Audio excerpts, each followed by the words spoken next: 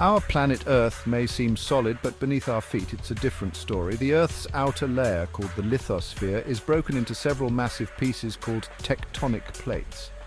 These plates are in constant, albeit slow motion, driven by the heat from the Earth's core. Think of it like a giant jigsaw puzzle, where the pieces are always bumping and grinding against each other. Most earthquakes happen at the boundaries of these tectonic plates.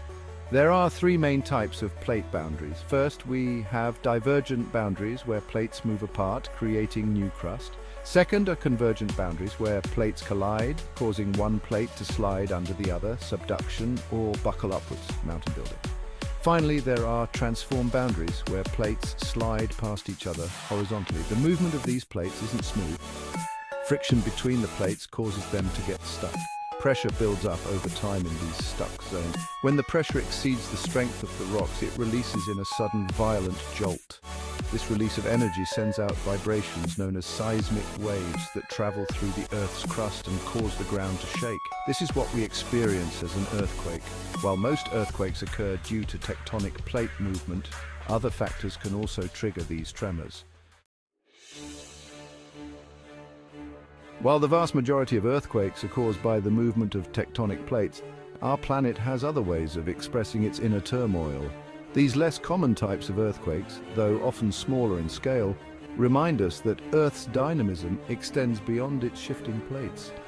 Volcanic earthquakes, as their name suggests, are intimately tied to volcanic activity. As magma rises within a volcano, it fractures rocks, creating seismic waves we feel as earthquakes. These tremors can serve as warning signs of an impending eruption, providing crucial time for evacuation and safety measures. Collapse earthquakes occur when underground cavities, often formed by the dissolution of soluble rocks like limestone, become unstable and collapse.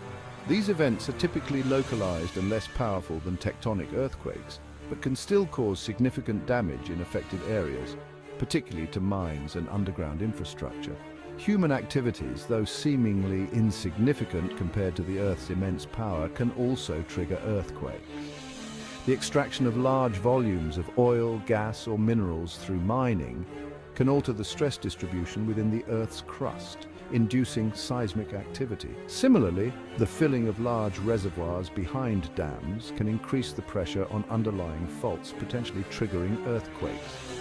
Understanding these different types of earthquakes, though less frequent than their tectonic counterparts, is crucial for accurately assessing seismic hazards.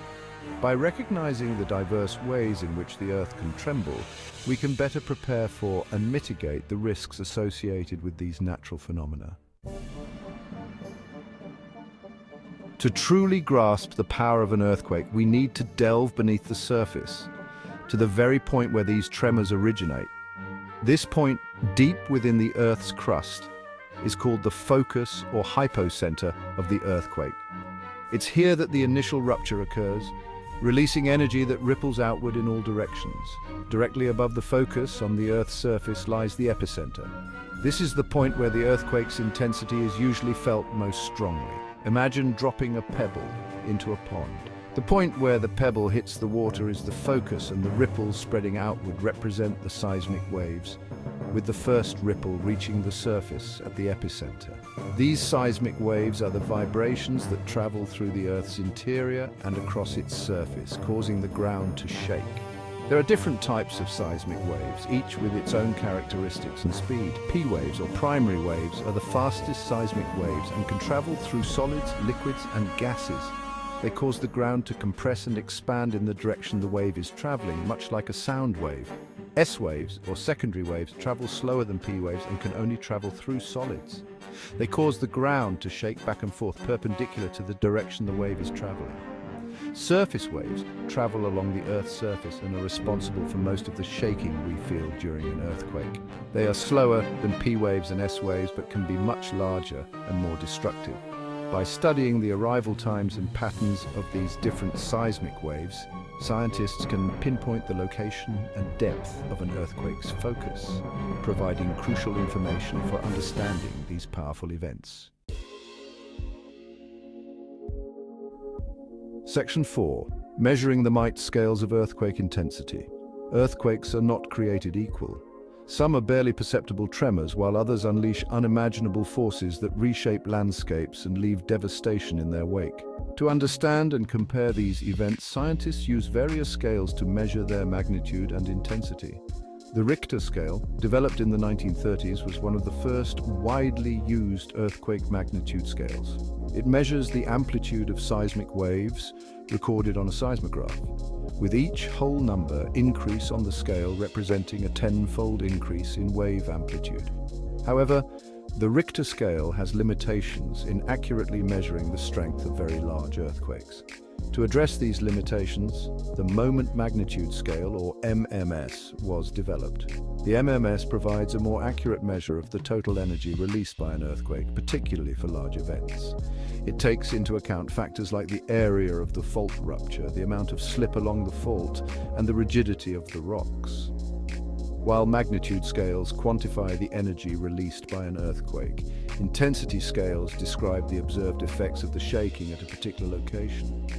The Modified Mercalli Intensity Scale, or MMI, is a commonly used intensity scale ranging from I, not felt, to 14, extreme.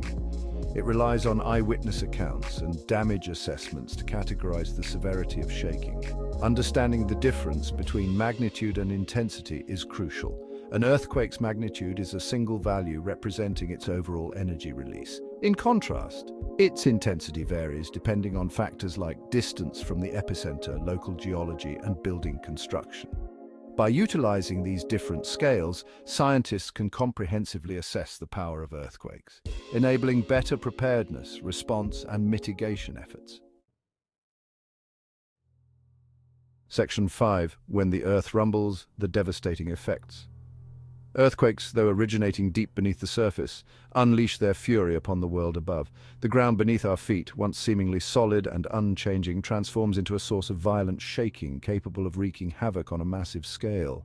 The most immediate and obvious effect of an earthquake is ground shaking. The intensity of this shaking depends on the earthquake's magnitude, distance from the epicenter, and local soil conditions. While mild tremors might be little more than a nuisance, severe shaking can topple buildings, bridges, and other infrastructure, turning the built environment into a deadly hazard. But the Earth's wrath doesn't end there. Earthquakes can trigger a cascade of secondary effects, each more destructive than the last. Ground rupture occurs when the fault rupture that caused the earthquake reaches the surface, tearing apart the ground and anything on top of it. Landslides, often triggered by ground shaking, can send tons of rock and debris hurtling down slopes, burying homes and blocking roads. Coastal areas face the terrifying threat of tsunamis, giant waves generated by undersea earthquakes. These walls of water can travel thousands of miles across oceans, arriving at distant shores with devastating force, inundating coastal communities and causing widespread destruction. Moreover, earthquakes can cause soil liquefaction, a phenomenon where water-saturated soil loses its strength and behaves like a liquid. This can cause buildings to sink or tilt and lead to widespread ground failure. The impacts of earthquakes extend far beyond immediate physical damage. Disrupted transportation, communication networks, and essential services like electricity and water supply can cripple communities and hinder rescue efforts. The psychological toll on survivors coping with loss, trauma, and the fear of aftershocks adds another layer of complexity to an already dire situation. Understanding the multifaceted dangers posed by earthquakes is paramount for developing effective mitigation strategies, strengthening infrastructure, and fostering community resilience in the face of these unpredictable and powerful natural disasters. You need to watch this if you want to discover life's hidden gems. Join our channel for tips, tricks, and secrets to live your best life. Like and subscribe to start your journey today.